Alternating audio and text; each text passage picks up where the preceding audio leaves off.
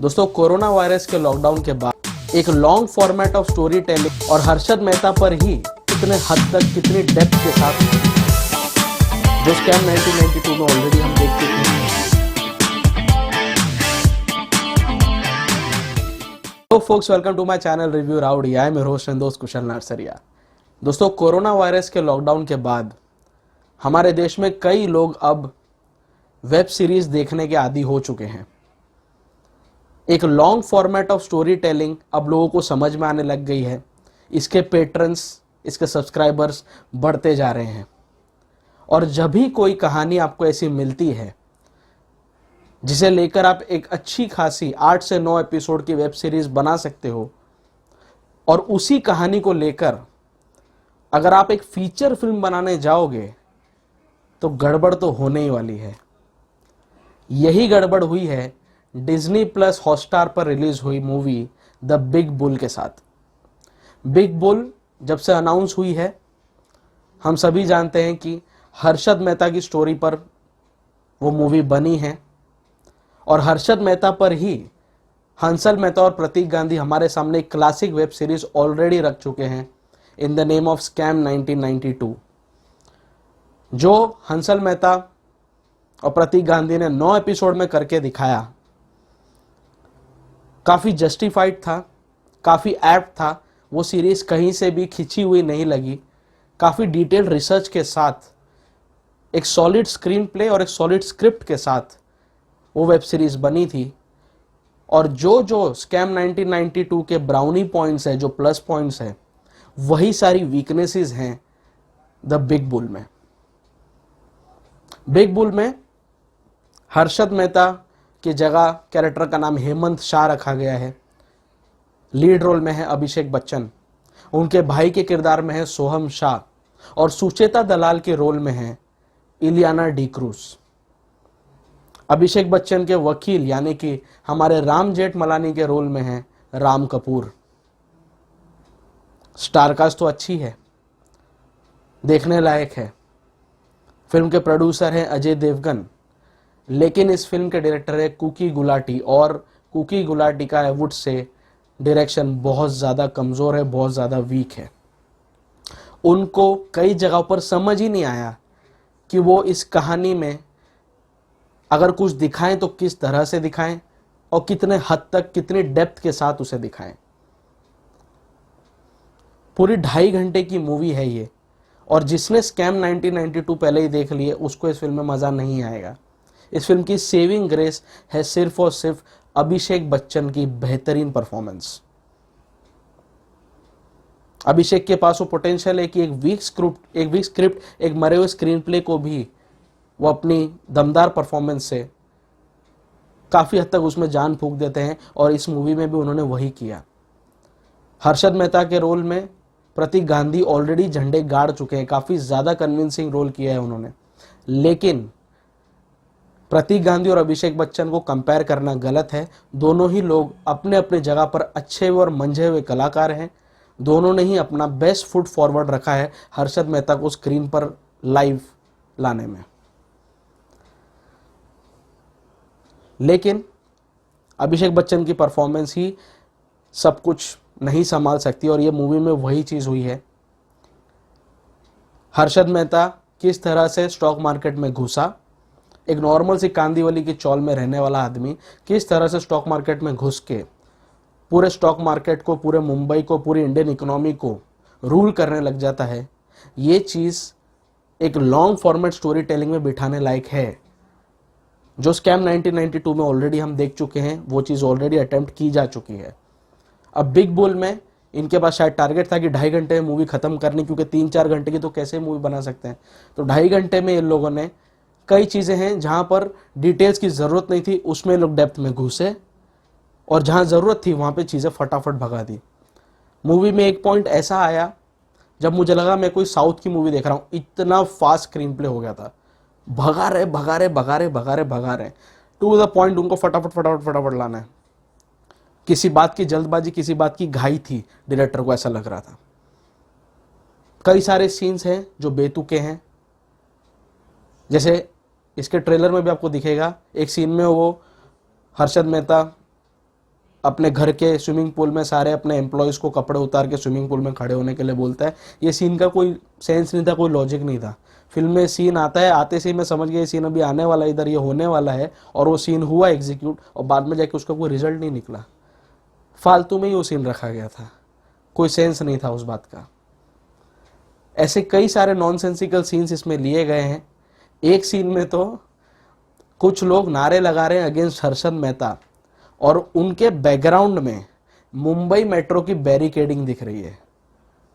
ये मूवी, इसका पूरा प्लॉट अर्ली 90s का है, तो डायरेक्टर को ये ध्यान देना चाहिए था कि बैकग्राउंड में क्या चीज़ आ रही है। स्पेशली पीपल लाइक मी जो एकदम पैनी नज़र से मूवी देखते हैं, ये चीज़ पकड़ ली। हार्डली 4 से 5 सेकंड का सीन था वो, जहाँ पे कुछ लोग नारेबाजी कर रहे हैं अगेंस्ट हर्षद मेहता, उसका पुतला उतला जला रहे हैं, उसके बैकग्राउंड में पूरा वो मुंबई मेट्रो की बैरिकेडिंग दिख रही। तो थोड़ा यार, थोड़ा रिसर्च करो, थोड़ा डेप्थ में कहानी को दिखाओ। डेप्थ नहीं है, रिसर्च नहीं है, कॉन्सेप्ट बराबर से डायरेक्टर को ही नहीं समझा, तो वो स्क्रीन प्ले के थ्रू क्या समझाएगा लोगों को। स्क्रीन प्ले भी काफ़ी ज़्यादा तितर बितर के साथ है। सो ये तो हुई मेजॉरिटी फ्लॉज, मेजॉरिटी वीकनेसेस जो मैं बता रहा हूँ।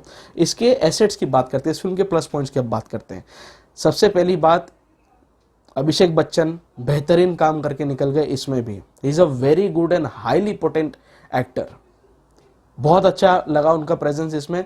हर्षद मेहता को अपने ही लहजे में, अपने ही वे में उन्होंने इसमें प्रेजेंट करने की कोशिश की, और काफ़ी ज़्यादा कन्विंसिंग लगे वो।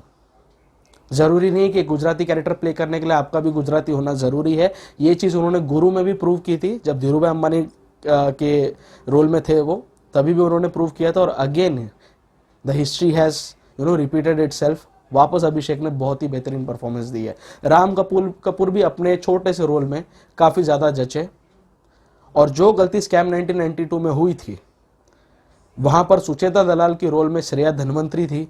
यहाँ पर सुचेता जी का कैरेक्टर निभाया है इलियाना डी क्रूज ने। दोनों ही एक्ट्रेस बहुत ज़्यादा वीक हैं स्क्रीन पे, बहुत ज़्यादा।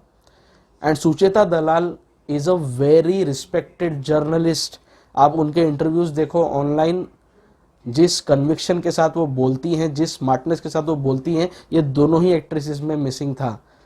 क्यों मेकर्स एक अच्छी सशक्त लेडी को स्क्रीन पर एक अच्छी एक्ट्रेस के थ्रू प्रेजेंट नहीं कर सकते? सुचेता जी के रोल में विद्या बालन सबसे बेस्ट एक्ट्रेस होगी।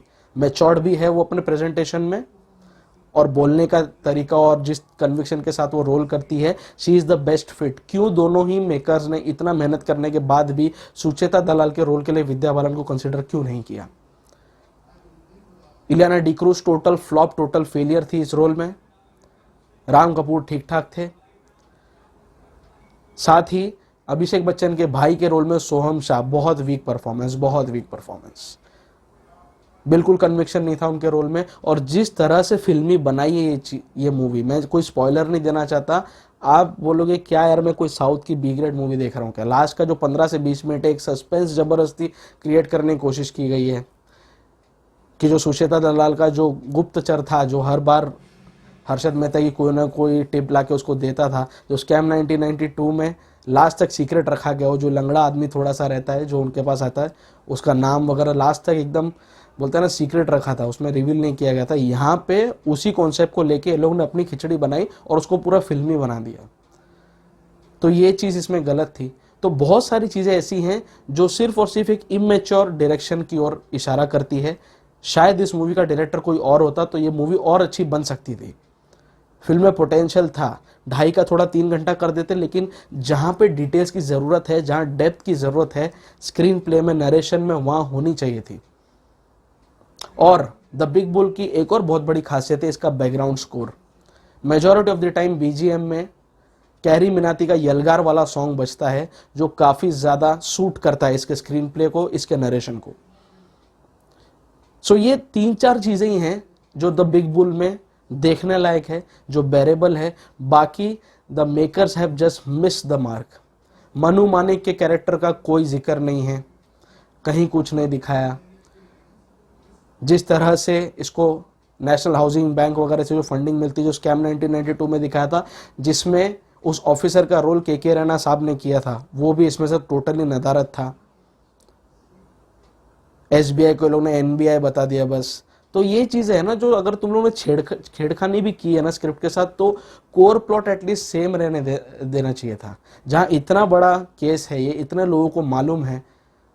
अब स्कैम 1992 के बाद तो जिनको नहीं भी मालूम था उनको भी ये चीज़ पता चल गई है। So you should not tamper with the facts much. वो टैम्परिंग की, फिल्म को फिल्मी बनाने की कोशिश की, यही सब चीज़ में खिचड़ी बन गई, गड़बड़ हो गई। इसीलिए my rowdy rating for the big bull, which is now a Disney Plus Hotstar multiplex release, will be 2.5 to 3। 3 से ज़्यादा स्टार इसको मैं दे नहीं सकता। फिल्म इतनी भी खराब नहीं जितना इसको डिटेस्ट किया जा रहा है, जितना ट्विटर पे, जितना सोशल मीडिया पे इसको डिटेस्ट किया जा रहा है।